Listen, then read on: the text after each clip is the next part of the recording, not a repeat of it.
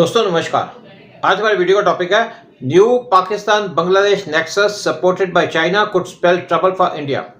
बांग्लादेश का जो नया अलायंस चल रहा है पाकिस्तान के साथ, जिसको चाइना सपोर्ट कर रहा है, ये इंडिया के लिए ट्रबल दिखा रहा है कि फ्यूचर के अंदर इंडिया के स्ट्रेटेजिक इंटरेस्ट और रीजनल स्टेबिलिटी के अंदर इंडिया को ट्रबल होगी, प्रॉब्लम होगी। जो नया नेक्सस बना है पाकिस्तान बांग्लादेश का, ये इस टाइम पे एमर्ज हो रहा है और ये अच्छा साइन नहीं है इंडिया के लिए। जब से शेख हसीना की गवर्नमेंट पावर से हटी है बांग्लादेश के अंदर अगस्त 5 को, तो बांग्लादेश ने पाकिस्तान की तरफ क्लोजली मूव करना शुरू कर दिया है।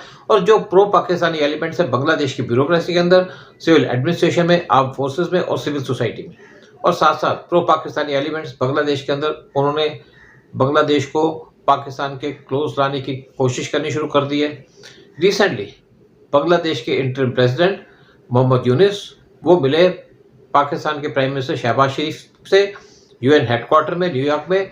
मोहम्मद यूनिस ने शहबाज शरीफ को एम्ब्रेस किया और एक नई हिस्ट्री लिख दी।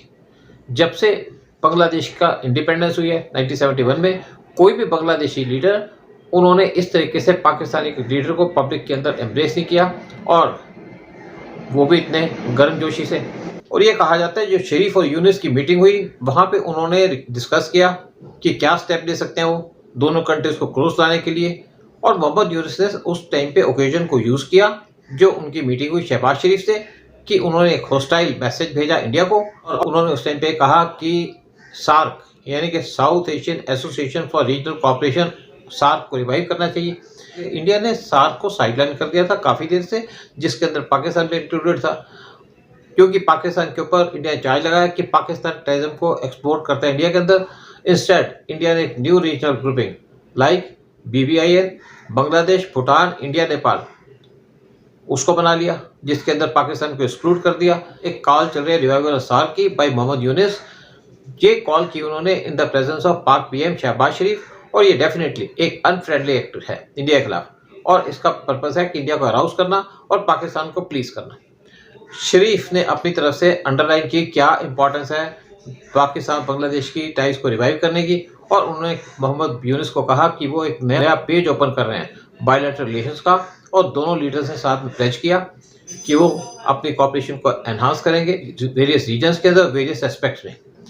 यूनिस और शरीफ की मीटिंग से पहले कुछ कॉल्स की गई थी और स्टेटमेंट दी गई थी कुछ प्रोमिनेंट बांग्लादेशीज, जैसे farmer diplomats, retired army officers, academicians और दूसरे लोगों ने जो क्लोज है प्रेजेंट गवर्नमेंट के। उन्होंने अपील की कि बांग्लादेश को पाकिस्तान के साथ मिलिट्री टाइज एस्टेब्लिश करनी चाहिए। जो प्रो पाकिस्तानी इस्लामिस्ट है बांग्लादेश के अंदर, स्पेशली जमात इस्लामी, वो हमेशा पाकिस्तान के साथ जुड़े रहे हैं, पाकिस्तान के साथ क्लोज टाइज की बात करते रहे।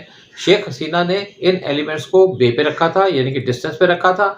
जब शेख हसीना का डाउनफॉल हुआ, तो जो प्रो पाकिस्तानी एलिमेंट्स थे उन्होंने अपने हेड्स को रेज करना शुरू कर दिया, और उन्होंने एक्टिवली काम करना शुरू कर दिया टुवर्ड्स अलाउइंग पाकिस्तान टू कि पाकिस्तान बांग्लादेश के साथ रिलेशंस को रीएस्टेब्लिश करे, अपनी प्रेजेंस बढ़ाए बांग्लादेश के अंदर।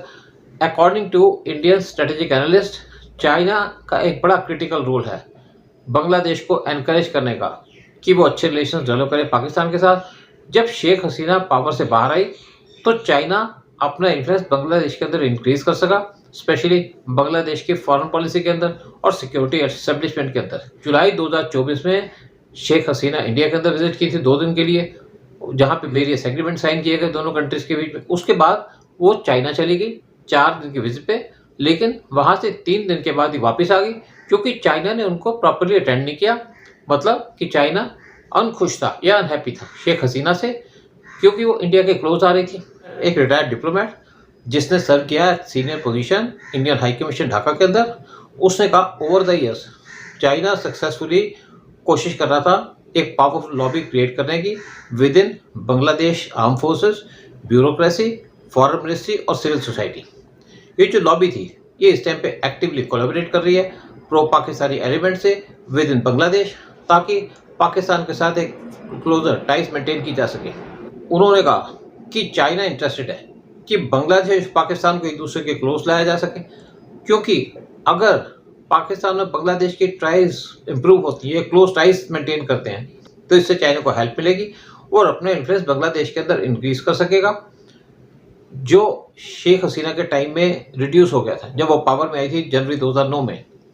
जब पाकिस्तान के अंदर आर्मी का रूल था 80s में और 90s में, और जब बीएनपी यानी कि बांग्लादेश नेशनल पार्टी वो पावर में थी बांग्लादेश के अंदर, तो पाकिस्तान के आईएसआई वो बड़ा एक्टिव रोल प्ले कर रही थी एंटी इंडिया एक्टिविटीज़ को प्रमोट करने के लिए बांग्लादेश के अंदर।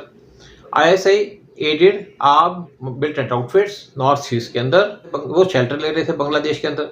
जब शेख हसीना पावर में आए तो उन्होंने इस जो सारा आईएसआई का नेटवर्क था बांग्लादेश के अंदर उसको डिसमेंटल कर दिया, और जो इंडियन मिलिटेंट्स थे जो बिलोंग करते थे अल्फा को और दूसरे नॉर्थ ईस्टर्न स्टेट्स को बांग्लादेश सॉइल से, उनको भी वहां से बाहर निकाल दिया।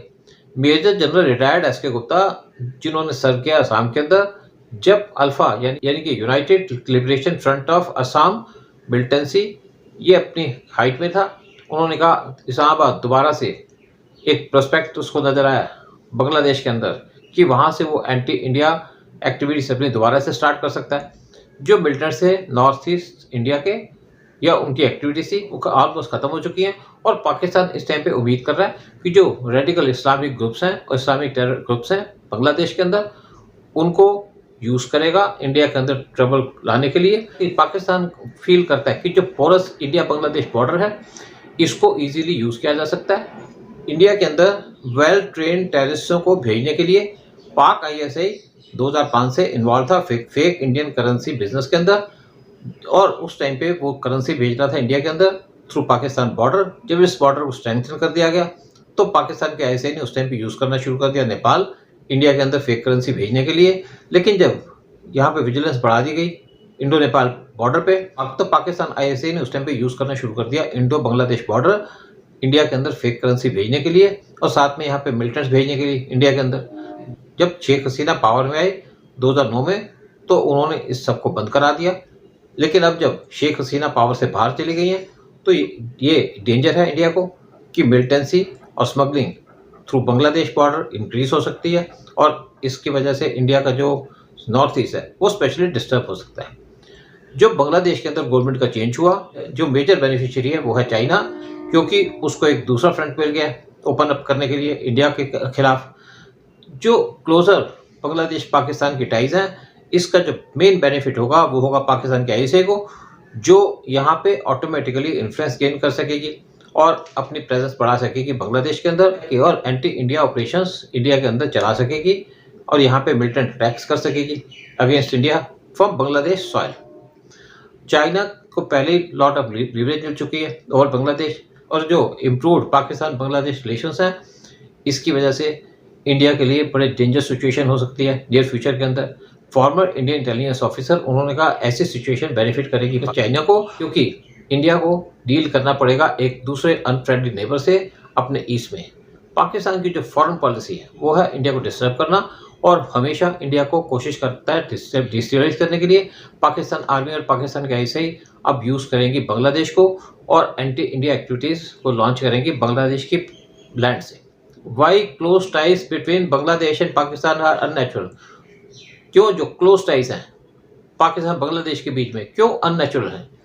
बंगालीज ने डिकेड से रिप्रेशन फेस की, प्रोसिक्यूशन फेस की और एक्सप्लॉयटेशन फेस की ईस्ट पाकिस्तान जो बांग्लादेश है बाय वेस्ट पाकिस्तान। ड्यूरिंग 1970 और 71 30 लाख बांग्लादेशी बोथ हिंदूस और मुस्लिम्स उनका मैसेकर कर दिया गया था, और 3 लाख वुमेन उनको रेप कर दिया था पाकिस्तान वेस्ट पाकिस्तान की आर्मी ने, जो उस टाइम पे ईस्ट पाकिस्तान यानी कि प्रेजेंट बांग्लादेश के अंदर प्रेजेंट थी, और उनके जो इस्लामिक कोलैबोरेटर्स थे ईस्ट पाकिस्तान के अंदर, जिसकी वजह से वहाँ पे फायर वार स्टार्ट हो गया इंडिया और पाकिस्तान के बीच में, और अल्टीमेटली ईस्ट पाकिस्तान लिबरेट हो गया और बांग्लादेश बन गया।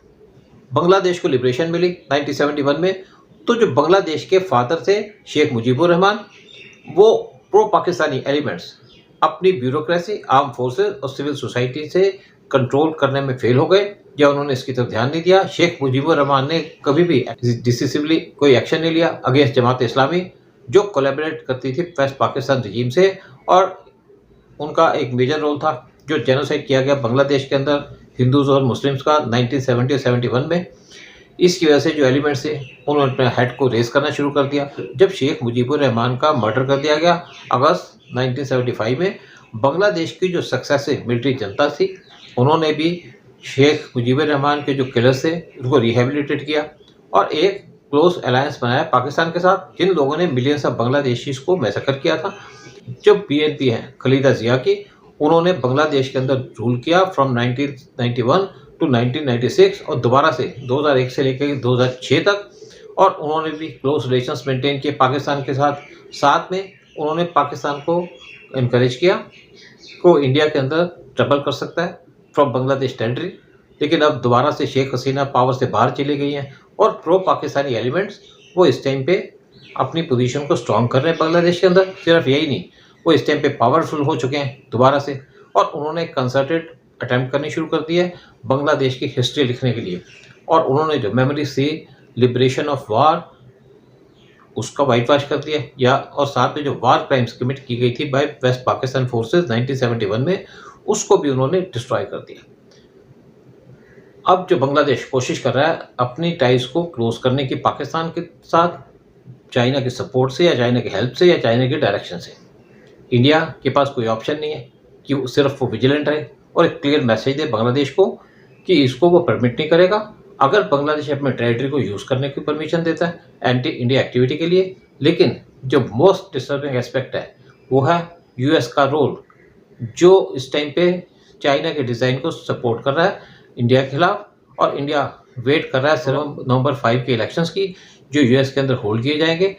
और इंडिया ये उम्मीद करता है कि डेमोक्रेट्स इलेक्शन लूज करेंगे और ट्रंप यहाँ पे इलेक्शन जीतेंगे, जिसका इंडिया को इंतज़ार है और इंडिया को इसका बेनिफिट मिलेगा। और इंडिया इस टाइम पे अपने फिंगर्स को क्लोज करके बैठा है कि ट्रंप जीते और जो बाइडेन की पार्टी बाहर हो, तो इंडिया की सिचुएशन मजबूत हो जाएगी दोबारा से। और जो लॉस्ट ग्राउंड है या इंडिया ने जो ग्राउंड लूज किया है बांग्लादेश के अंदर, वो इंडिया दोबारा से रिगेन करेगा। जय हिंद, जय भारत।